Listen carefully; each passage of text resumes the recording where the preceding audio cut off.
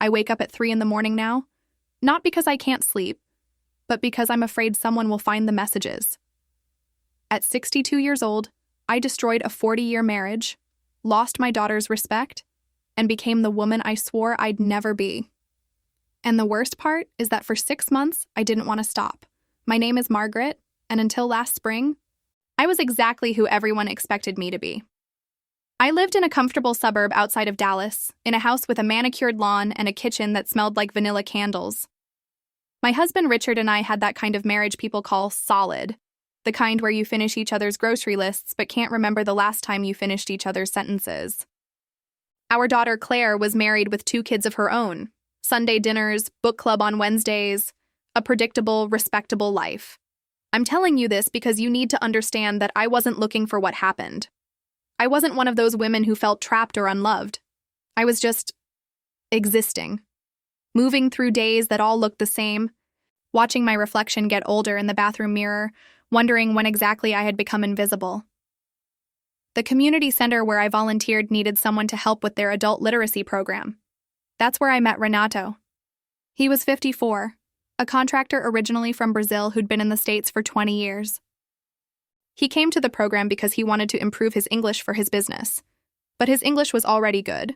What he really wanted, I realized later, was connection.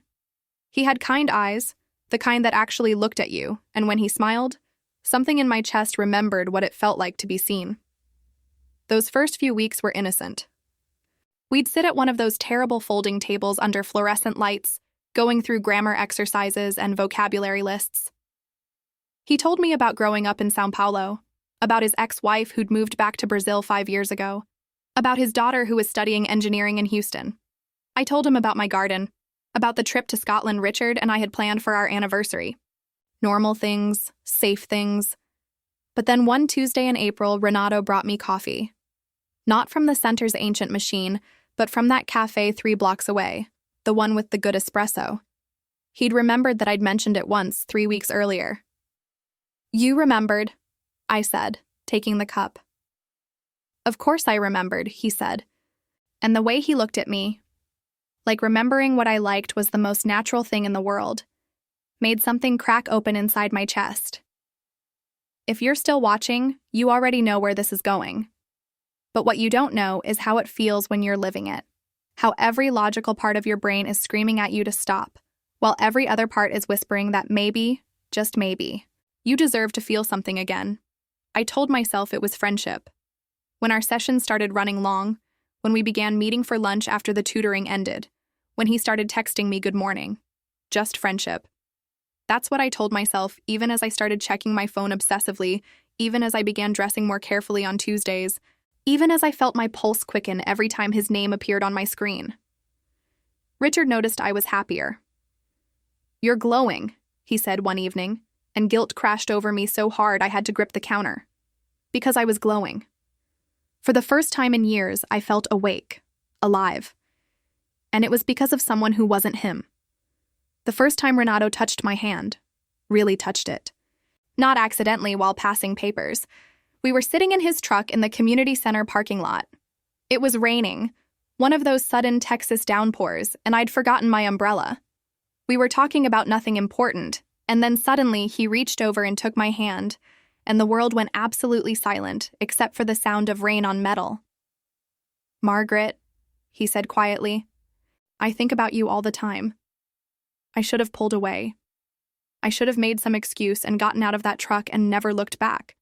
Instead, I turned my hand over so our palms touched and I whispered, 'Me too.' That's when I crossed the first line. Not physically, we didn't kiss that day, didn't do anything that anyone watching could point to as wrong. But in my heart, in that moment, I chose him over everything I'd built. I chose the way he made me feel over 40 years of marriage vows and family dinners and the life I'd promised to protect. And the terrifying thing? It felt like waking up. Make sure you're subscribed, because what I did next, what we did next, changed everything. And there's no going back from where this story goes. Over the next few weeks, we started meeting more often. Coffee became lunch. Lunch became afternoon walks around the lake near his neighborhood. We talked about everything. His dreams of expanding his construction business, my secret wish that I'd gone to art school instead of getting married at 22, the way we both felt like we'd been sleepwalking through our lives. But we didn't cross the physical line. Not yet. There was this strange, electric tension between us, like we were both standing at the edge of something, knowing that one step forward would destroy everything behind us. Some days I went home relieved that I'd maintained that boundary. Other days I went home aching with wanting. Richard thought my new energy meant I was finally coming out of whatever funk I'd been in. He suggested we go on more date nights. He bought tickets to a show I'd mentioned wanting to see. He was trying in his way, and that made it so much worse. Because the man trying to connect with his wife deserved honesty, and I was incapable of giving it to him. Claire called me one afternoon, excited about a family trip she was planning for Labor Day weekend. "Just like old times, Mom," she said. "Remember when we used to rent that cabin in Colorado?" I made enthusiastic noises and wrote down the dates, and as soon as I hung up, I texted Renato, "I miss you." He replied immediately, "When can I see you?" That's how it works, you know. The double life. It starts small, a hidden text here, a deleted call history there. But it grows. It takes root in your chest and starts demanding more and more of you until you're basically two different people. There's the Margaret who shows up to book club and smiles at her husband and helps her daughter plan family trips. And then there's the Margaret who counts down minutes until she can see Renato again, who creates elaborate excuses for why she needs to go out, who feels more like herself in stolen hours than she does in her own home. I told Richard I'd joined a new volunteer committee that met on Thursday evenings. Instead, Renato and I would meet at this little Mexican restaurant 40 minutes outside of Dallas, far enough that we wouldn't run into anyone we knew. We'd sit in a corner booth and talk for hours, and he'd look at me like I was 25 years old and fascinating, and I'd feel beautiful in a way I hadn't felt in decades. "Why did you stay?" he asked me once, meaning my marriage. "If you've been unhappy?" I didn't have a good answer. Inertia, maybe. Fear. The fact that unhappy felt like too strong a word for what I'd been. I wasn't unhappy. I was just absent. A ghost in my own life. "Why did yours end?" I asked back. "Because we became strangers," he said simply. One day I looked at her and realized we hadn't really talked in years. We were just two people living in the same house, following the same routine, waiting for something neither of us could name. I felt those words in my bones. It was a Thursday in late June when everything shifted. We'd been at the restaurant for 3 hours. Most of the other customers had left. The waiter had stopped refilling our water glasses, clearly hoping we'd take the hint. But neither of us wanted the evening to end. "Come back to my place," Renato said quietly. "Just to talk. I don't want to say goodbye yet." Every alarm in my head went off. This was it. This was the moment where I would either save myself or destroy everything. I thought about Richard at home, probably watching the History Channel, probably not even noticing how late I was. I thought about Claire and her children, about the life I was supposed to be living. And then I thought about the feeling of being invisible, about the years stretching ahead of me filled with vanilla-scented kitchens and polite conversation and the slow fade into irrelevance. "Okay," I whispered. His apartment was modest but warm, with plants in every window and photographs of his daughter covering one wall. He made us tea. Not coffee this time, something herbal and calming. We sat on his couch with careful space between us, still talking, still maintaining that last boundary. Until we weren't. I don't remember who moved first. I just remember his hand on my face, gentle and sure, and the way he said my name like it was something precious. I remember thinking, just this once, just this one moment where I get to feel like someone sees me, like someone wants me, like I exist as more than just a role I'm playing. And then I stopped thinking at all.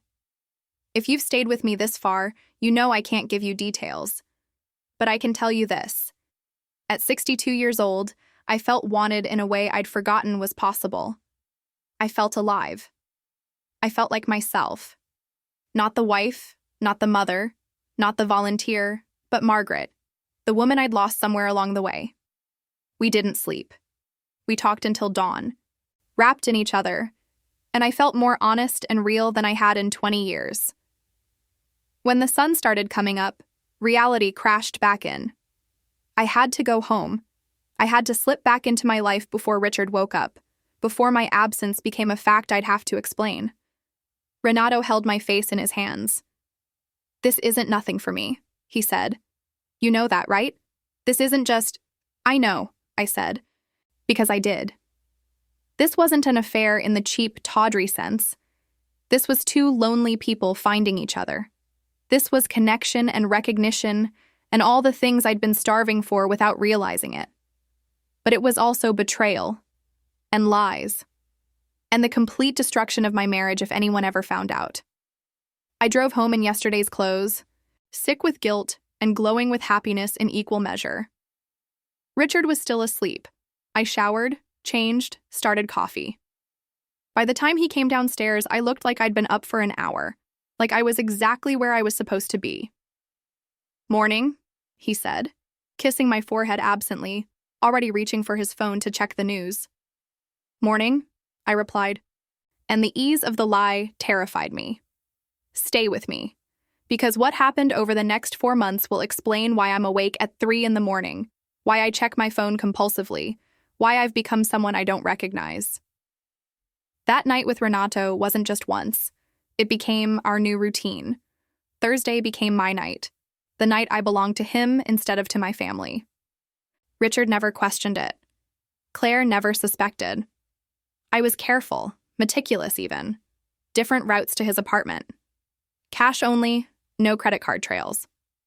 A burner phone I kept hidden in my car. I became an expert in deception, and the skill came so naturally it scared me.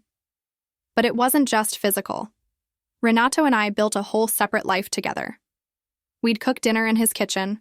He'd tell me about his day. I'd tell him about mine. The real version, not the edited one I gave everyone else. We'd watch movies, take walks, talk about everything and nothing. On those Thursday nights, I wasn't pretending. I was just me. He talked about the future sometimes, carefully, hypothetically, but still. What it might be like if we didn't have to hide, if we could just be together, openly, without the weight of deception crushing us. And some terrible selfish part of me wanted that, wanted to blow up my entire life for the chance to live in that honesty, in that feeling of being seen and chosen. But I'd see Claire's name on my phone, or Richard would mention something about our anniversary trip, and reality would slam back. I couldn't do that to them. I couldn't destroy our family. I couldn't be that person, except I already was. The close call started in August. Richard's colleague saw me at a coffee shop with Renato, not on a Thursday, on a Tuesday, when we'd stolen an afternoon together. "Who was that?" Richard asked casually that evening. "Someone from the literacy program," I said smoothly. We were discussing curriculum. He accepted it without question, and I felt sick. Then Claire dropped by unexpectedly on a Thursday, wanting to surprise me. I was supposed to be at my committee meeting. My car was in the driveway. I'd gotten a ride with Renato that night. I had to tell her I'd gotten a migraine and canceled, that I'd had a friend drop me off so I wouldn't have to drive. "Mom, are you okay?" she asked, studying my face. "You seem, I don't know, different lately." "I'm fine, sweetheart," I said, hugging her. "Just tired. You know how it is." She didn't look convinced, but she let it go. The worst close call was at a restaurant in September. Renato and I had gotten careless, tired of driving 40 minutes away, and we'd gone to a place only 20 minutes from my house. We were in a booth, his hand covering mine on the table, when I looked up and saw Sarah, Richard's sister, walking toward the restrooms. I jerked my hand back so fast I knocked over my water glass. Renato followed my gaze and understood immediately. We sat frozen as she passed, praying she wouldn't turn her head. She didn't. But for 2 hours afterward, I couldn't stop shaking. "We have to be more careful," I said when we got back to his apartment. "Or," he said quietly, "you could tell him. You could stop living this way." "I can't," I whispered. "You know I can't." "Then what are we doing, Margaret?" He wasn't angry, just sad. How long can we keep this up? I didn't have an answer, but someone else was about to answer for me, because 2 weeks later, I learned that I'd been far less careful than I thought. It was a Sunday. We were at Claire's house for dinner, me, Richard, Claire, her husband Tom, and the grandkids. Normal, pleasant. The kids were showing me their school projects when Claire's phone buzzed. She glanced at it and her entire face changed. "Mom," she said, her voice strange and tight, "can you help me in the kitchen?" I followed her, my heart already starting to pound because I knew. I didn't know how, but I knew. She closed the kitchen door and turned to me, her phone in her hand, and I saw tears in her eyes. "Who is he?" Everything stopped. "What?" "Don't lie to me," her voice cracked. "Please don't lie to me right now. Emily saw you, last week, at that Italian place on Mockingbird Lane. You were with a man, and Mom, she said you were holding hands. She sent me a picture." She turned her phone around, and there it was, me and Renato in that booth, his hand on my cheek, both of us smiling like idiots, like people in love. "Claire," I started, but what could I say? What lie could possibly cover what she'd seen? "How long?" she demanded. "How long have you been cheating on Dad?" The word cheating hit me like a physical blow. I mean, of course that's what it was, but hearing it from my daughter's mouth. 6 months, I whispered. She actually recoiled. 6 months? Mom, what? Why? Does Dad know? No, Claire, please. Please what? Please keep your secret? Please let you keep destroying our family? She was crying now, trying to keep her voice down so Richard and Tom wouldn't hear. I thought something was different. I thought maybe you and Dad were working on things. You seemed so happy lately. But this? "I'm sorry," I said, and it felt like the most inadequate phrase in human language. "Do you love him?" she asked. I opened my mouth to deny it, to minimize it, to say it was just a mistake. But I'd lied enough. "Yes." She made a sound like I'd slapped her. "You need to tell Dad. Tonight. Or I will. Claire, please let me." "Tonight, Mom." She wiped her eyes, trying to compose herself before going back out there. "You've had 6 months of whatever this is. Dad deserves to know who he's married to." She left me standing there in her kitchen, my entire world crumbling around me. I don't know how I made it through the rest of that dinner. I don't remember what we talked about, what I said, whether anyone noticed that Claire couldn't look at me. I just remember Richard's hand on my knee in the car on the way home, casual and familiar, and knowing that in a few hours I was going to destroy him. Make sure you're following this to the end, because what happened that night and what's happened since explains why I'm sharing this now. Why I need you to understand that it's not as simple as right and wrong, good and bad. We got home around 9. Richard went to change into his pajamas, to settle in for whatever show we were watching that week. Normal Sunday night routine. I stood in our bedroom, with the matching nightstands and the photos of our wedding day and 40 years of shared life, and I felt like I was standing at the edge of an abyss. I could lie. I could tell Claire it was over, that I'd end it with Renato, that I'd made a terrible mistake. I could beg her not to tell, promise to do better, sacrifice the one thing that made me feel alive to preserve the life I was supposed to want. But I was so tired of lying. "Richard," I said when he came back into the room, "we need to talk." He looked at me, and I saw the exact moment when he understood this wasn't going to be a normal conversation. "What's wrong?" "Sit down," I said, and my voice was shaking. He sat on the edge of the bed, and I remained standing because my legs wouldn't hold me if I tried to sit. "I need to tell you something, and it's going to hurt you, and I'm sorry. I'm so sorry." "Margaret, you're scaring me." "I've been seeing someone." The words came out in a rush. "For 6 months, I've been having an affair." The silence that followed was the longest of my life. He just stared at me, his face completely blank, like his brain couldn't process what I'd said. Then, "What?" "His name is Renato. I met him at the literacy program. I didn't mean for it to happen, but it did, and Richard, I'm so sorry. He stood up, then sat back down, then stood again. 6 months? His voice was barely a whisper. 6 months? Yes. The committee meetings. It wasn't a question. He was piecing it together. The extra volunteer hours, the phone calls you take in another room. All of it? Yes. Something in his face hardened. Do you love him? This was it. The moment where I could lie, could minimize, could maybe salvage something. But I'd already decided I was done with lies. Yes. He actually stumbled backward like I'd physically pushed him. Get out. Richard, get out of this room. Get out of this house. I can't look at you right now. Where am I supposed to go? I don't care. He was yelling now, tears streaming down his face. Go to him. That's what you want, isn't it? You love him. You've been fucking him for 6 months, so go be with him. Get out of my house. I'd never heard him swear before. In 40 years of marriage. Never. I packed a bag with shaking hands, grabbed my keys, walked out of the house I'd lived in for 30 years. Richard didn't say another word. He just sat on our bed with his head in his hands, his shoulders shaking. I drove to Renato's apartment because there was nowhere else to go. He opened the door in his pajamas, took one look at my face, and pulled me inside. He knows, I said. Everyone knows. It's over.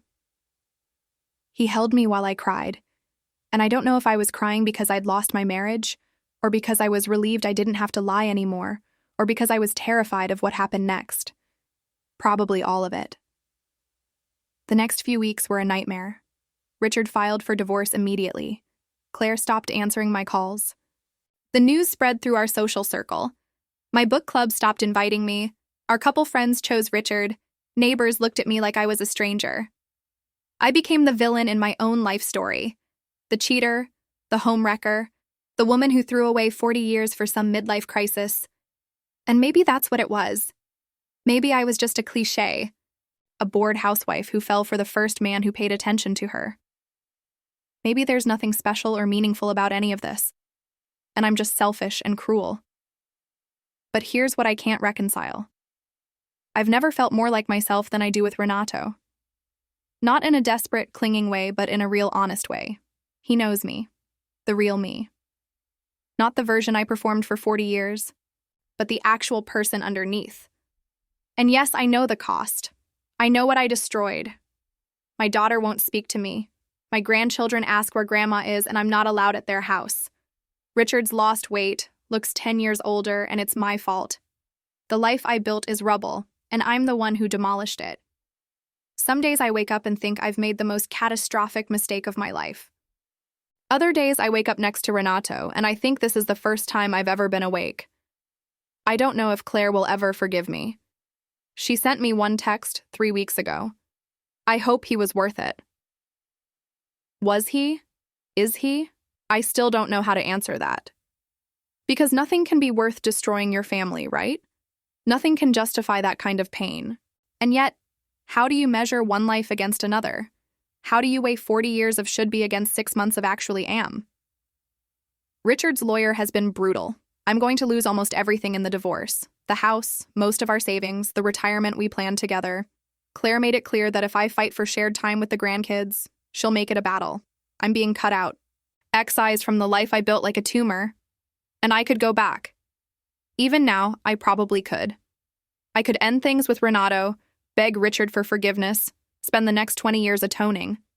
Try to rebuild what I broke. That would be the right thing to do, wouldn't it? The good thing. The selfless thing. But I can't. I can't go back to being invisible. I can't pretend that the person I was for 40 years is who I actually am. I can't unfeel what it's like to be seen, to be chosen, to be alive. So here I am, 62 years old, living in my boyfriend's apartment, estranged from my daughter, about to be divorced. No book club, no Sunday dinners, no respectable life. I lost everything. And the terrifying truth. Some days I think I'd do it all again. So I'm asking you, because I genuinely don't know. Am I a terrible person? Am I just selfish? Or is it okay to choose yourself, even when the cost is this high? Is it wrong to want to feel alive, even if being alive means destroying the life you had? I read these stories online all the time. People judging, people saying what they'd do differently, people so certain of what's right and wrong. But when you're living it, when it's your hands that are shaking at 3 a.m, when it's your daughter who won't return your calls, it's not that simple. I don't have an answer. I'm not even sure there is one. All I know is that I'm here, living this strange new life, trying to figure out if choosing yourself makes you brave or just makes you a monster. Trying to figure out if love, real, honest, seen for who you are love, is worth the cost of everything else. Comment below and tell me what you think, because I genuinely need to know. Did I destroy my family for something real? Or did I just blow up my life for a feeling that will fade like everything else? Am I living my truth or living a lie? And if you've ever felt invisible in your own life, if you've ever wondered who you'd be if you stopped pretending, if you've ever stood at that edge between who you are and who you're supposed to be, stay subscribed, because this story isn't over. Claire texted me yesterday. Just 3 words. We need to talk. I don't know what that means yet. I don't know if it's forgiveness or final goodbye. I don't know if Richard will ever speak to me again. I don't know if Renato and I will last, or if this whole thing will collapse and leave me with nothing. But I'll tell you one thing. I'm not invisible anymore. For better or worse, I exist. I'm real. I made choices, terrible, destructive, selfish choices maybe, but they were mine. And at 3 a.m, when I can't sleep, when the guilt crashes over me like a wave, when I wonder if I've made the biggest mistake of my life, Renato reaches for me in the dark, and I remember what it feels like to be chosen. Is that enough? I still don't know. But it's the truth. And after 40 years of lying, to Richard, to Claire, to myself, maybe the truth is all I have left.